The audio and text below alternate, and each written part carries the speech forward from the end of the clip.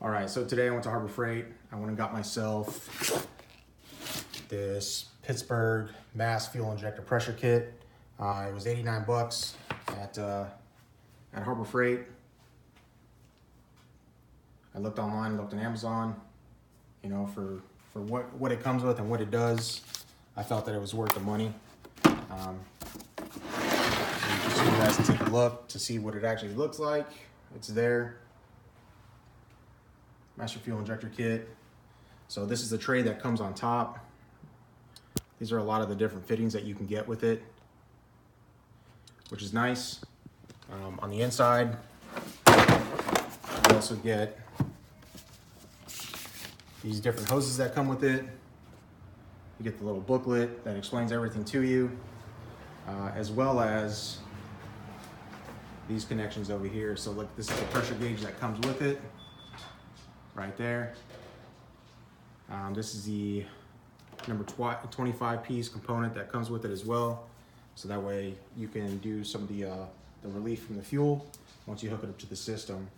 So what I went ahead and did is I was doing some research, reading in my Haynes book to see what to do. And apparently a 2005 Subaru is the unicorn of Subarus. So it's kind of a pain in the ass, but I'll try to break it down a little bit the best I can. I'm no mechanic, so please, when you guys are doing this, do it at your own risk, and hopefully it works out for you. So right over here, if you guys can see that, so this connection is this piece right here. Okay, so they sell pieces that you can get for this in order to, let me see if I can get a better angle for you guys. In order to push down those two little tabs on the inside that you guys can see there. But unfortunately, the ones that are at Harbor Freight don't fit Subarus. So I did watched a couple videos on YouTube, and I saw this guy who came up with a real simple and easy way to do it. All he did is he took a couple of these, right? And what he did is when it was hooked up to this, I'll use this one as an example. As you can see, there's little notches that are right here. These little notches right there. Okay, so what you do is you go to the right or the left of those notches and you stick the little hooks in there. And what you do is you just pull back on it, but you have to use two at the same time. And as you're pulling back on them, you go ahead and take this and you start pulling it back slowly, and it starts coming off. Came off pretty easy.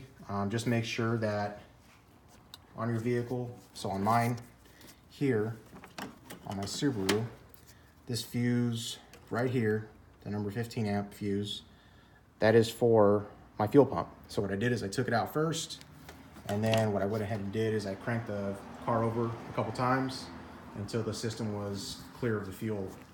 So then once I did that, I went and hooked up the piece that was provided to me in the kit, which is piece number 28 here. And I went and hooked it up to the line that comes from the gas tank. Okay, and I don't know if they say it on everybody's Subaru, but mine says engine right here. You can barely see that. And then at the bottom, that one says tank. So this is the feed tube. This is a return line here. So on the feed line, what I had to do, because the fitting that came with the kit itself, unfortunately, this piece here won't fit onto the piece provided because of this little ring right here. It won't fit over it. So what I did is I went ahead and I just removed this. So originally it was hooked up to here into this line, and it was just tightened down with this hose clamp. So all I did is I unloosened this hose clamp here, and I just fed this tube in here and tightened it down as much as I could. So then what I did is I took my gauge, I just hung it up on here, kind of rigged it up here, and I took this here. This is a quick disconnect, just like you would have on an air compressor or something of that nature. And then I just hooked it up to here. All right, it's snug on there. This is snug on here because it has this clip, this little white clip right here. There's clear clip. It pushes through and it keeps it from sliding off when it's under pressure. Had the wife crank it over, turn the ignition on to on without having to start it. And then what I did is I wanted to see where the pressure was at on the gauge itself once the vehicle is under pressure. So just keep in mind that when you first start it up, or excuse me, just put it to the on position, this is gonna read lower than what the manufacturer specs say it needs to be. So for a 2005 Subaru, it needs to be between 30 and 35 PSI. So when she first put it to the on position, it was at 20 PSI.